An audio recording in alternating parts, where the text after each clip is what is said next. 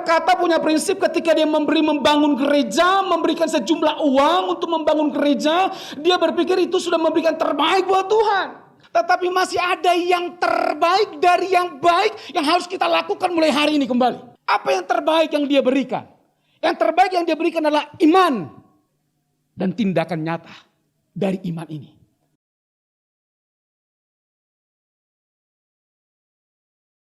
Our Father in Thank you, Lord, in the name of Jesus. help me please for today. Bless our family. Amen.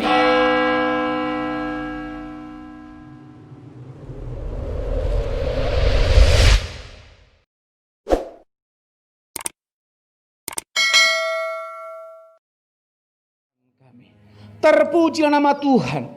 Di dalam nama Yesus Kristus kami siap mendengar firman Tuhan. Haleluya. Mari bersama katakan amin. Baik, salam Bapak Ibu.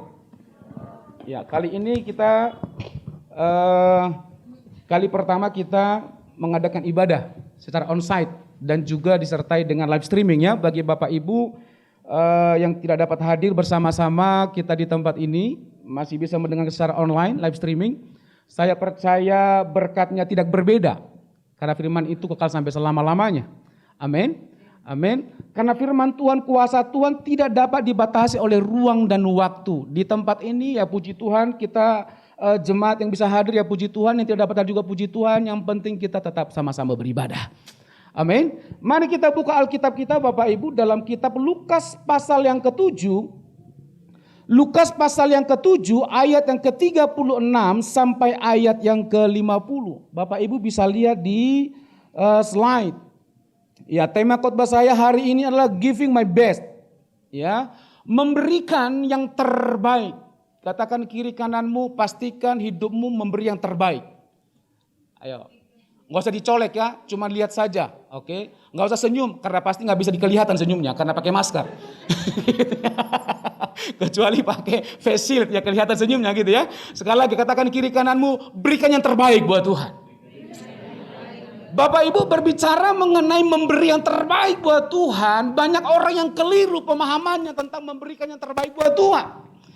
Ada orang-orang tertentu memiliki konsep memberi yang terbaik itu ketika dia memberikan perpuluhan yang besar kepada gereja. Banyak orang berkata punya prinsip ketika dia membangun gereja, memberikan sejumlah uang untuk membangun gereja, dia berpikir itu sudah memberikan terbaik buat Tuhan. Saya mau katakan setiap harta pengorbanan kita yang kita berikan kepada Tuhan, Tuhan memang mendengarkan dan Tuhan pasti memberkati. Oke, Tuhan pasti memberkati, Tuhan lihat, Tuhan dengar. Tetapi saya mau katakan itu belum yang terbaik persembahan yang kita berikan kepada Tuhan. Tentunya ada yang terbaik kalau kita sudah memberikan yang baik dengan harta, kekayaan, pengorbanan kita, puji Tuhan. Tetapi itu masih yang baik Bapak Ibu. Tetapi masih ada yang terbaik dari yang baik yang harus kita lakukan mulai hari ini kembali. Amin. Itu sebabnya tema khotbah saya hari ini, berikan yang terbaik buat Tuhan. Amin. Kita akan belajar satu tokoh ini dalam Lukas 7 ayat 36 sampai 50. Apa yang diberikan terbaik, apa yang diberikan oleh perempuan ini. Kita baca ya, ayat yang ke-36. Lukas 7 ayat yang ke-36, ayat sampai ayat yang ke-50. Perhatikan di sini di slide. Seorang Farisi mengundang Yesus untuk datang makan di rumahnya. Yesus datang ke rumah orang Farisi itu lalu duduk makan. Ayat 37. Di kota itu ada seorang perempuan yang terkenal sebagai seorang berdosa.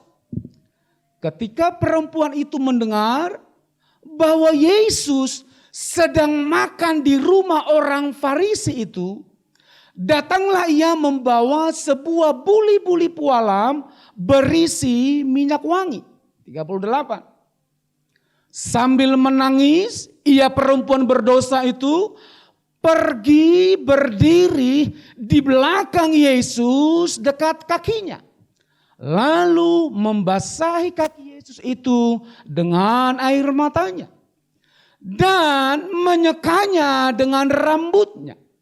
Kemudian wanita perempuan berdosa itu mencium kaki Yesus dan meminyakinya dengan minyak wangi itu. Ayat 9. Ketika orang Farisi yang mengundang Yesus melihat hal itu, ia berkata dalam hatinya, jika Yesus ini nabi, tentu Yesus tahu siapakah dan orang apakah perempuan yang menjamahnya ini.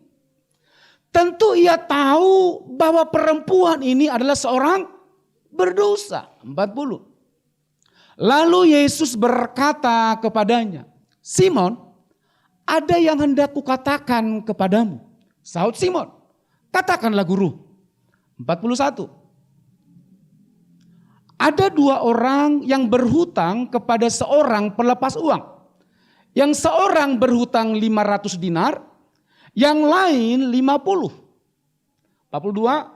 Karena mereka tidak sanggup membayar, maka ia si pelepas utang uang itu menghapuskan hutang kedua orang itu. Siapakah di antara mereka yang akan terlebih mengasihi dia? Jawab Simon, aku kira dia yang paling banyak dihapuskan hutangnya. Dan kata Yesus kepadanya, betul pendapatmu itu. 44. Dan sambil berpaling kepada perempuan itu, Yesus berkata kepada Simon, engkau lihat perempuan ini? Aku masuk ke rumahmu, namun engkau tidak memberikan aku air untuk membasuh kakiku.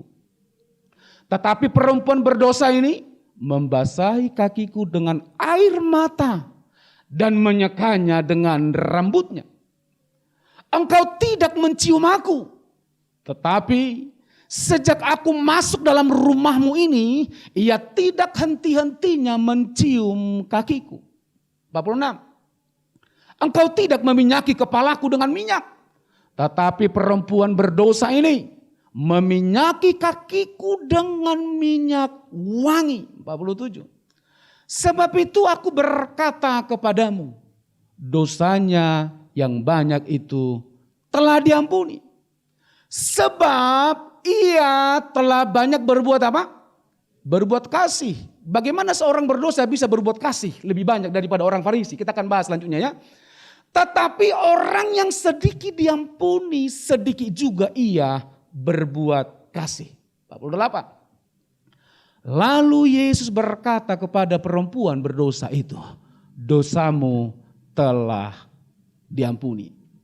50 kita baca 9. Dan mereka yang duduk makan bersama dia berpikir dalam hati mereka, siapakah ia ini sehingga ia dapat mengampuni dosa? Ayat 50 kita baca bersama-sama 2-3 ya. Tetapi Yesus berkata kepada perempuan itu, imanmu telah menyelamatkan engkau. Pergilah dengan selamat. Tadi saya katakan kalau kita memberi yang terbaik lewat harta, kekayaan, pengorbanan, waktu dan sebagainya, Bapak, itu hal yang baik buat Tuhan. Tetapi ada hal yang lebih baik dari yang baik yang pernah kita lakukan, Bapak Ibu. Dan ternyata perempuan orang berdosa ini mampu memberikan yang terbaik kepada Tuhan. Apa yang terbaik yang dia berikan? Yang terbaik yang dia berikan adalah iman dan tindakan nyata dari iman ini. Amin. Kalau minggu lalu Bapak Gembala kita menyampaikan tentang iman gitu ya dan perbuatan. Alkitab juga bilang iman tanpa perbuatan adalah mati, hakikatnya mati. Betul Bapak Ibu? Tetapi saya mau ngajak kita belajar bersama-sama bahwa perempuan ini mampu memberi yang terbaik. Kalau Yesus, kalau seseorang, kalau memang memberi yang terbaik itu, hal yang terbaik itu adalah harta dan kekayaan sebagainya. Saya berani pastikan anak-anak Tuhan yang belum mendapatkan berkat yang besar, yang hidup di kolong jembatan sana, di bawah kolong bawah jembatan, apalagi dengan pandemi COVID-19 ini, mereka makan minum aja susah, apalagi memberikan persembahan kepada Tuhan. Ternyata Tuhan kita Tuhan yang Maha Tahu dan Tuhan Allah yang penuh dengan kasih. Dia memberitahukan kepada kita bahwa yang terbaik itu adalah iman dan tindakan nyata dari iman kita itu. Itu yang terbaik buat Tuhan. Bukan harta dan kekayaan. Amin. Jadi situasi kondisi apapun yang terjadi hari-hari ini, yang namanya anak Tuhan mau makan gak makan pun, selama dia memberi yang terbaik, imannya tetap kepada Tuhan. Dan dibuktikan dengan tindakan-tindakan yang nyata dari iman orang tersebut. Saya percaya dia adalah orang yang sangat berkenan di hadapan Tuhan. Yang setuju dengan saya katakan amin. Amin Bapak Ibu. Nah sekarang kita lihat poin berikutnya, lanjut.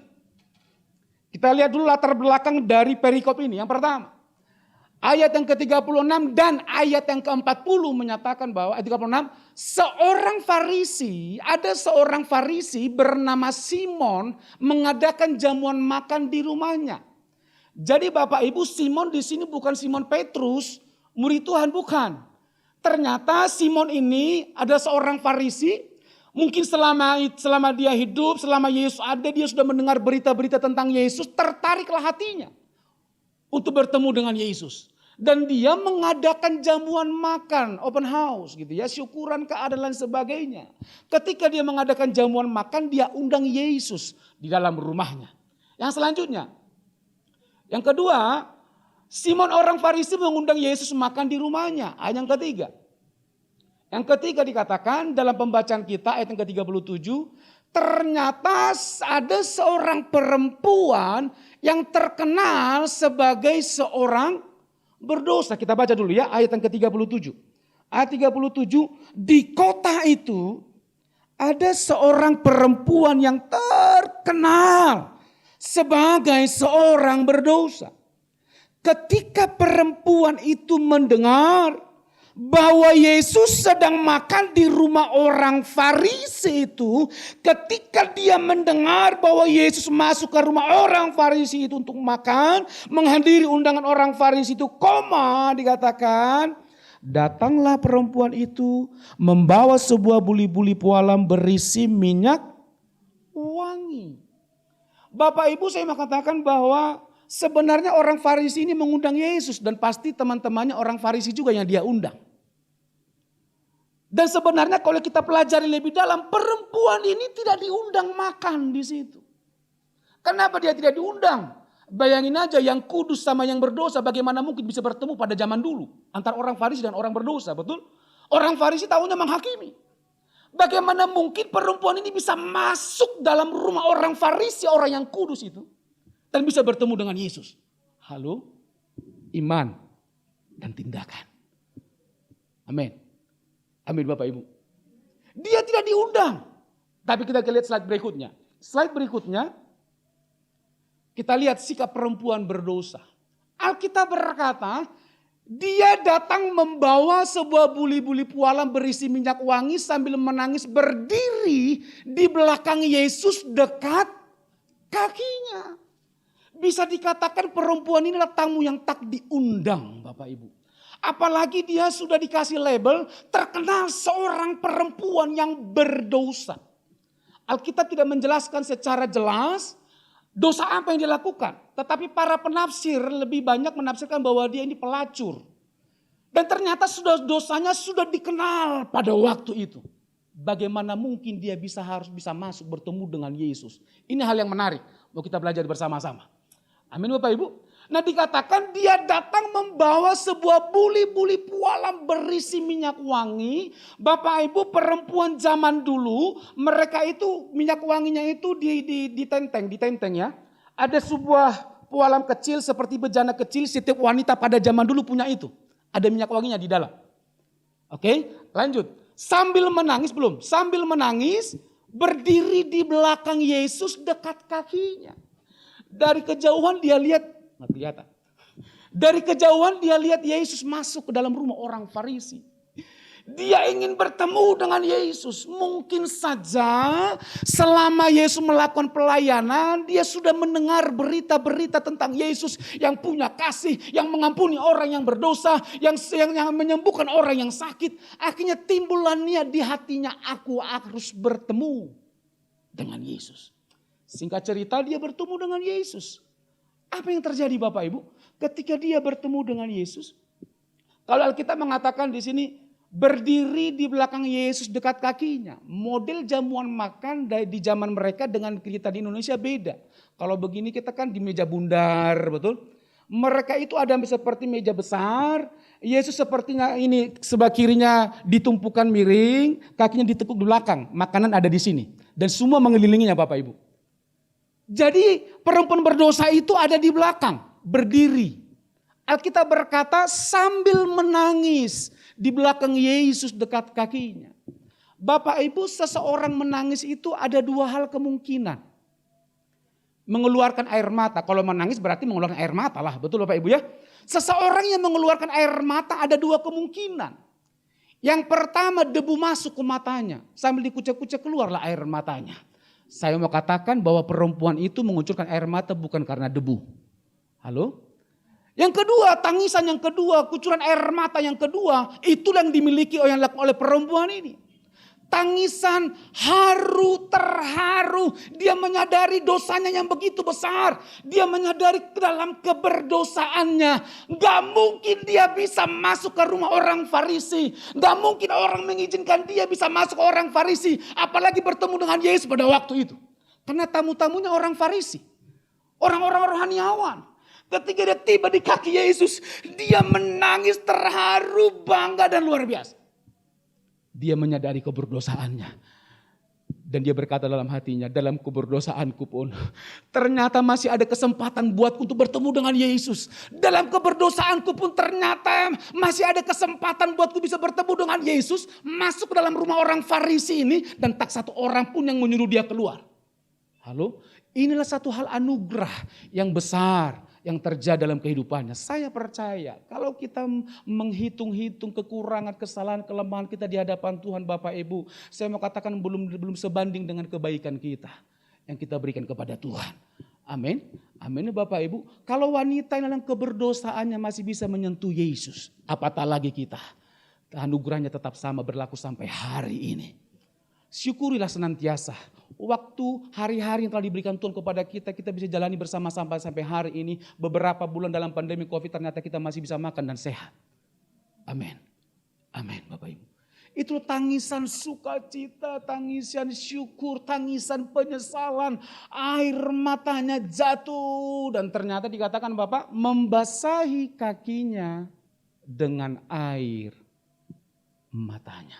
Berarti air matanya itu banyak sekali. Bercucuran, betul? Kita lihat selanjutnya. Selanjutnya dikatakan, setelah dia menangis, air matanya membasahi kaki Yesus, Alkitab berkata. Dan perempuan ini menyekanya dengan rambutnya. Bapak Ibu, bagi zaman dulu para wanita itu biasanya pakai tudung rambut. Jadi kalau seseorang tidak pakai tudung rambut, biasanya mereka mengetahui bahwa dia perempuan berdosa. Itu satu. Betul? Itu adalah mahkota. Bagi perempuan pada zaman dulu itu rambut itu mahkota buat mereka.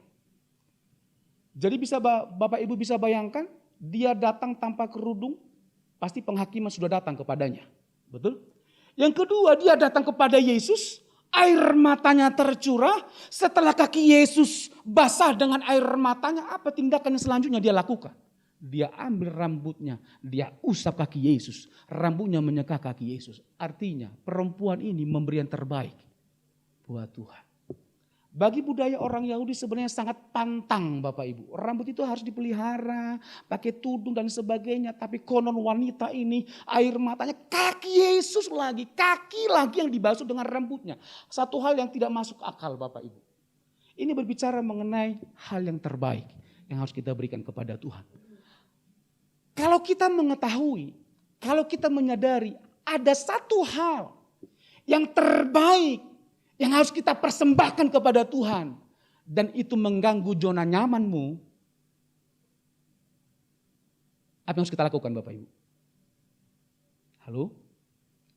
Kalau kita menyadari, kita harus memberikan yang terbaik dan itu kita punya.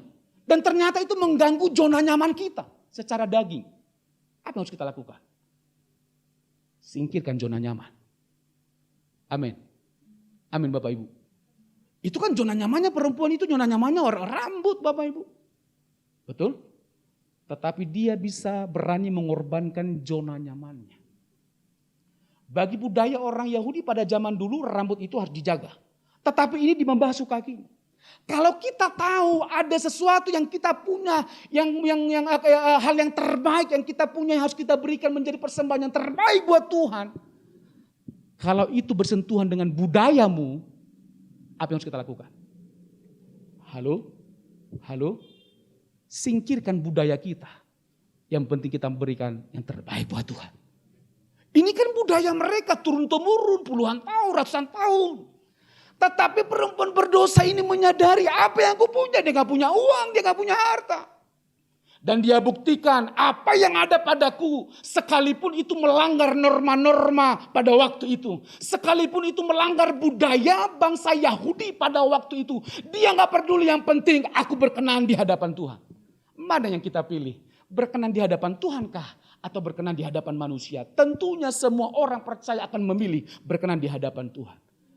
Lirik kiri kananmu, berikan yang terbaik buat Tuhan. Amin. Amin Bapak Ibu.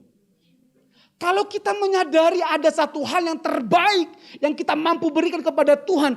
Kalau itu menyinggung kebiasaan-kebiasaan lama kita. Apa yang harus kita lakukan Bapak Ibu? Singkirkan kebiasaan-kebiasaan yang buruk. Singkirkan kebiasaan-kebiasaan yang lama. Demi kemuliaan Allah. Demi kita berkenan di hadapan Tuhan. Beri yang terbaik buat Tuhan. Amin Bapak Ibu. Amin. Nah selanjutnya dikatakan. Menyekarmunya, mencium kakinya. Waduh. Kalau kita di Indonesia saja orang tua membasuh kaki orang muda. Secara khusus kita gereja-gereja karismatik biasanya seringkali melakukan hal seperti itu, betul? Ketika orang tua ingin membasuh kaki para pelayan, gembala kadang-kala nangis histeris pelayannya, betul?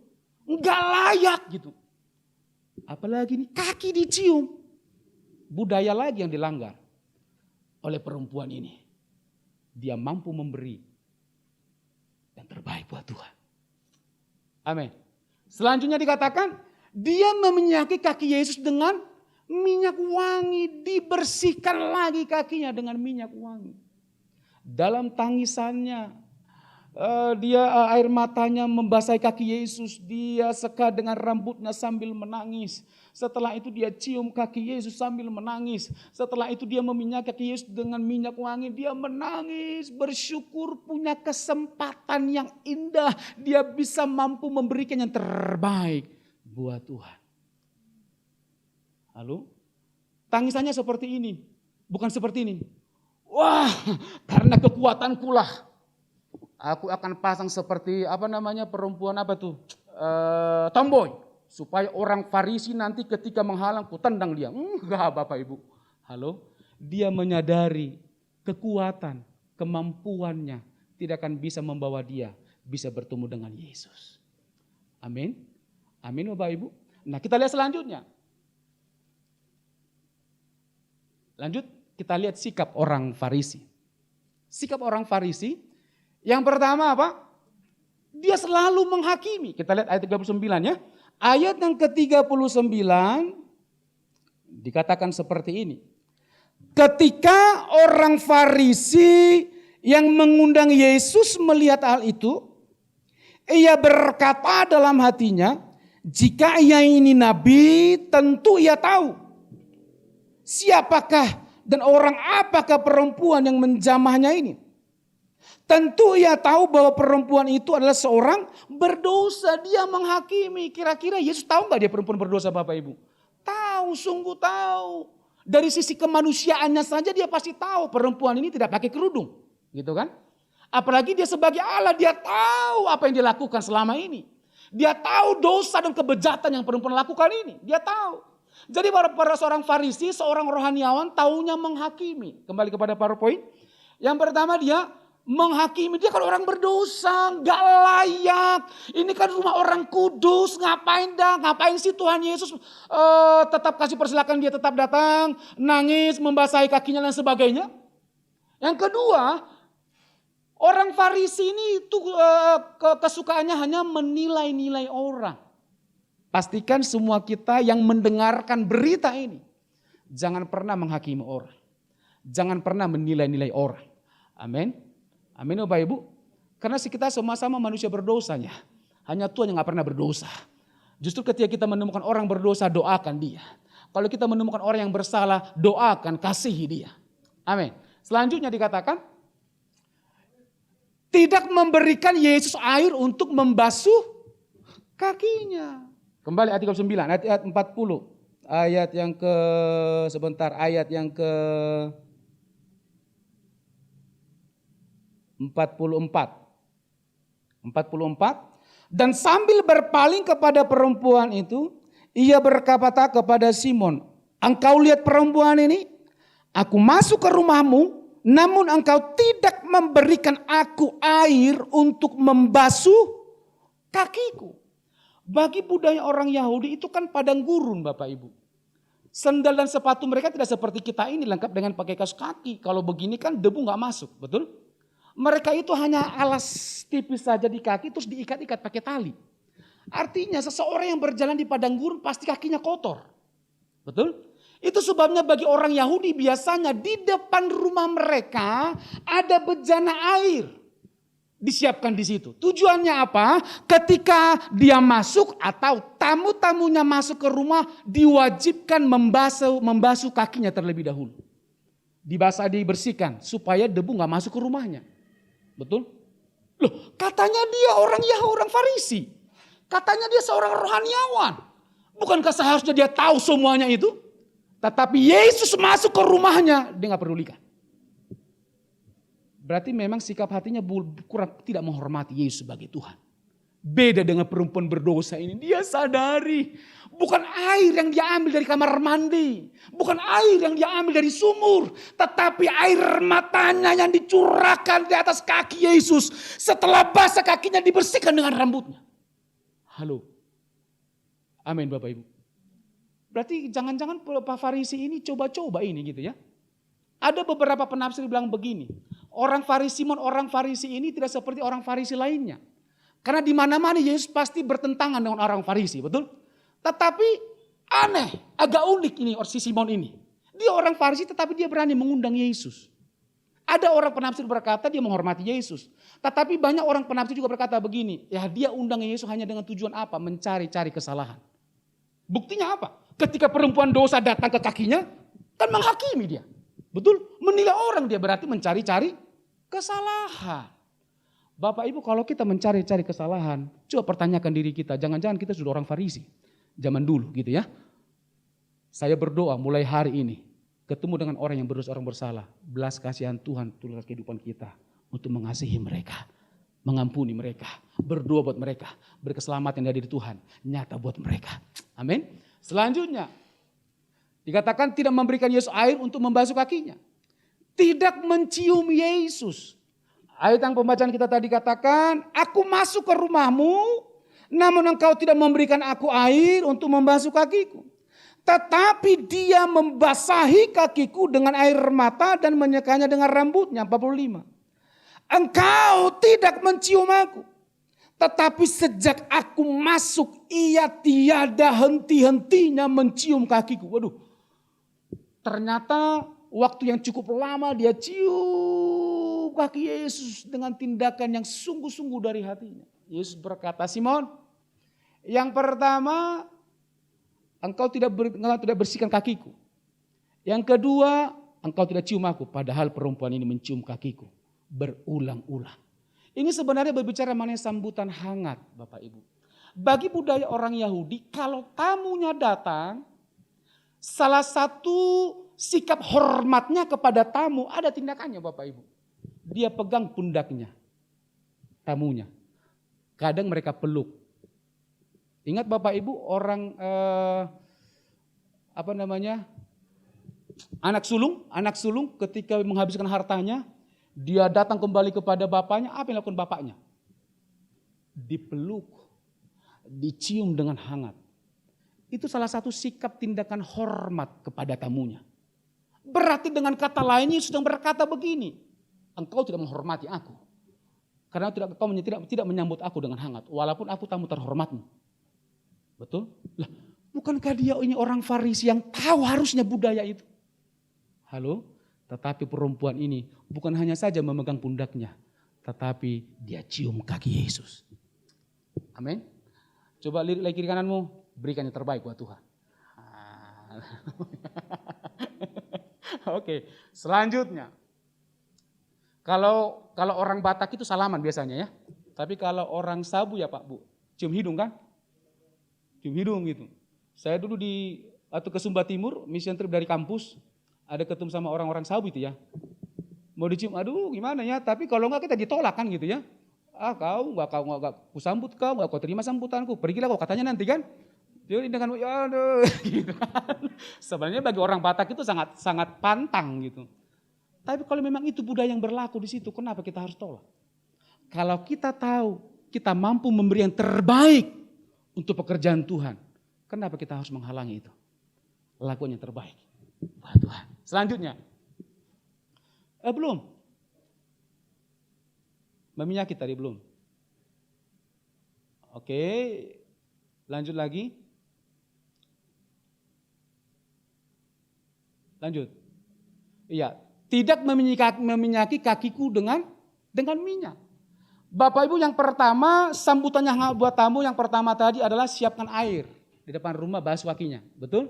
Yang kedua pegang pundaknya atau dicium atau dipeluk, itu budaya mereka. Dan ini orang Farisi nggak lakukan. Yang ketiga, sebenarnya ada minyak wangi yang disediakan, itu dipercikan di kepala tamu. Harusnya itu dilakukan oleh Simon orang Farisi kepada Yesus. Tetapi itu pun dia tidak lakukan itu. Tetapi perempuan meminyaki kaki Yesus dengan minyak. Kalau meminyaki kaki Yesus dengan minyak berarti bukan percikan minyak lagi yang dilakukan. Dia tuang minyak itu dari botol itu. Betul? Artinya memberi yang terbaik buat Tuhan. Hanya Bapak, Ibu, Saudara dan saya yang tahu. Yang terbaik apa yang sudah pernah kita berikan kepada Tuhan. Iman dan tindakan.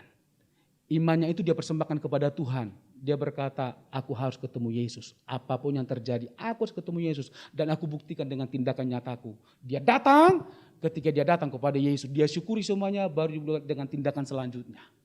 Amin. Selanjutnya, lanjut.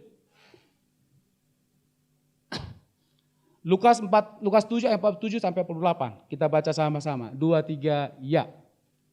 Sebab itu aku berkata kepadamu, dosanya yang banyak itu telah diampuni. Sebab ia telah banyak berbuat kasih. Tetapi orang yang sedikit diampuni, sedikit juga ia berbuat kasih. Lalu ia berkata kepada perempuan itu, dosamu telah diampuni. Perhatikan Bapak Ibu, kalimat yang di atas ya. Sebab itu aku berkata kepadamu, dosanya yang banyak itu telah diampuni, sebab ia telah banyak berbuat kasih. Kasih dalam terjemahan di sini agape, Bapak Ibu. Berarti dikatakan Yesus berkata bahwa perempuan ini banyak berbuat kasih, memberikan kasih secara agape, tidak pernah menuntut balas. Artinya apa yang dia persembahkan kepada Tuhan, dia nggak mau hitung-hitungan. Artinya dia memberikan yang terbaik buat Tuhan. Dia menangis, air matanya dicurahkan buat kaki Yesus. Disekanya dengan rambutnya, diciumnya kaki Yesus, diminyaki kaki Yesus tanpa pernah hitung-hitungan. Artinya dengan sungguh hati yang didasari dari hati yang paling dalam. Dia memberi yang terbaik buat Tuhan tanpa pernah hitung-hitungan. Tanpa pernah menghitung jasa-jasa yang pernah dilakukan selama hidupnya. Halo? Jadi Bapak Ibu jangan pernah lagi menghitung jasa-jasa yang kau berikan kepada Tuhan. Sesungguhnya kekuatan, kemampuan kita itu datangnya dari Tuhan kok Bapak Ibu. Halo? Halo? Kalau kita pernah dipakai Tuhan, puji Tuhan. Amin. Kalau kita pernah berkorban bagi banyak hal, puji Tuhan. Artinya kita masih diberi kesempatan untuk memberi yang terbaik buat Tuhan, buat pekerjaan Tuhan. Ini artinya telah banyak berbuat kasih. Dia memberi dengan tulus. Berikanlah hidupmu, berikanlah tenagamu untuk gereja, untuk push ministry, untuk apa lagi? Untuk orang-orang lain di luar sana dengan hal-hal yang baik, yang sesuai dengan firman Tuhan. Berikanlah dengan hati yang tulus. Sebab itu tindakan nyata dari iman yang kita miliki, yang kita terima dari Yesus Kristus Tuhan. Amin. Lirik lagi kiri kanan, berikan yang terbaik buat Tuhan. Kiri lagi, jangan hitung-hitung jasamu atas gereja ini. Halo? Iya, betul apa betul? Jangan pernah, ini pekerjaan Tuhan. Amin. Saya percaya dalam new normal, tatanan yang baru, kegerakan yang baru. Ketika kita meresponi firman ini, ada hal-hal yang baru yang akan Tuhan simpahkan dalam hidup kita. Alkitab berkata, karena dia memberi yang terbaik buat Tuhan dengan penuh kasih agape, agapao, Bapak Ibu. Tanpa pernah menuntut balas, tanpa pernah menghitung-hitung apa yang diberikannya. Alkitab berkata, dosamu telah diampuni. Bukan hanya saja dosanya diampuni, ayat selanjutnya. Ayat yang selanjutnya dikatakan, klik lagi. Slide yang terakhir. Slide yang terakhir bisa? Kita baca sama-sama, 2, 3, ya. Tetapi Yesus berkata kepada perempuan itu, imanmu telah menyelamatkan engkau. Pergilah dengan selamat. Yesus berkata dosamu telah diampuni. Yang kedua dikatakan imanmu lah telah menyelamatkan engkau. Iman yang disertai dengan tindakan nyata yang didasari dengan kasih agape. Halo? Itu mengampuni dosa kita. Itu akan menyelamatkan kita. Itu akan menyertai langkah-langkah hidup kita dalam new normal ini. Dalam peraturan baru dari WHO yang dilakukan oleh Indonesia new normal ini Bapak Ibu. Banyak orang juga mulai agak ketakutan juga. Sedangkan dulu saja tingkat positif banyak, apalagi sekarang. Dan terbukti, new normal di Jakarta gitu ya. Dalam masa-masa transisi aja 1000-an, pernah 1800 yang positif, betul? Orang mulai berpikir ketakutan, makin positif, makin new normal, makin seperti apa ini? Tetapi kalau kita mampu memberikan yang terbaik, iman yang disertai dengan tindakan nyata, yang didasari dengan kasih agape, saya percaya Tuhan akan selalu bersama-sama dengan kita. Amin. Buat firman Tuhan, kita tundukkan kepala kita bersatu dalam doa. Haleluya.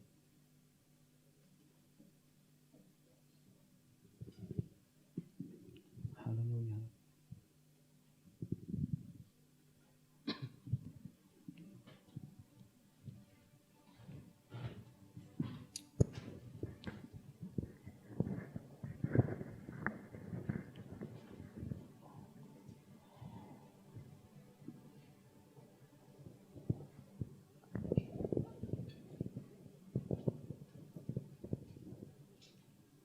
Kau tahu hidupku adalah penyembahan.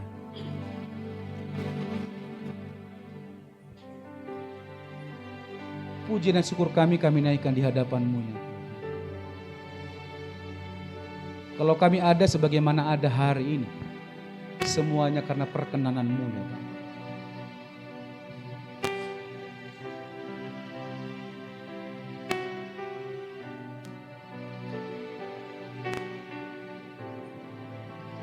Mengucap syukur atas kesempatan yang Tuhan berikan kepada kami untuk beribadah, untuk melayani Engkau.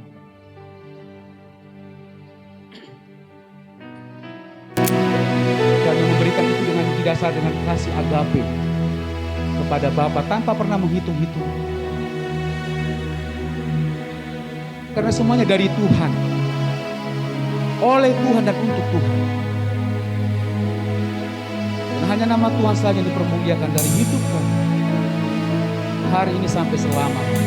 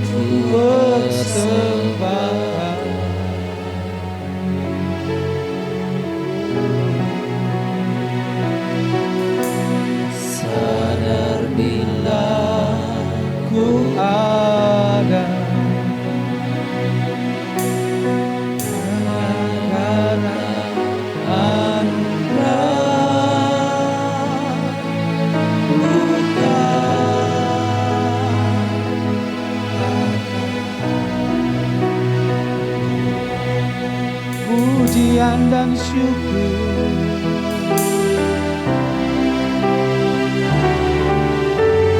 pujian dan syukur.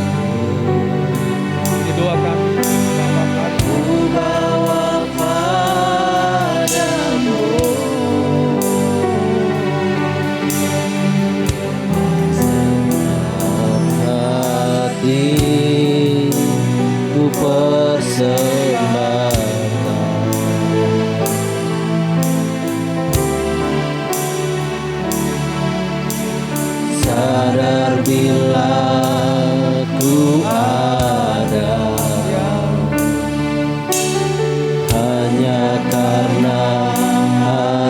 anugerah, bukan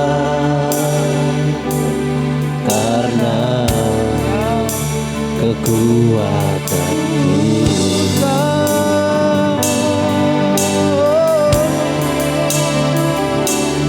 Ku tahu hidupku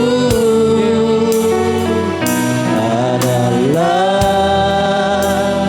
penyembahan.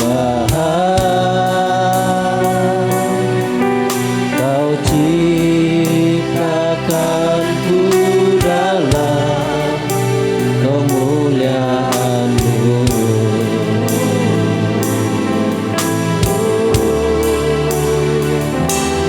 Ku tahu hidupku berharga di mata-Mu. Segenap hidupku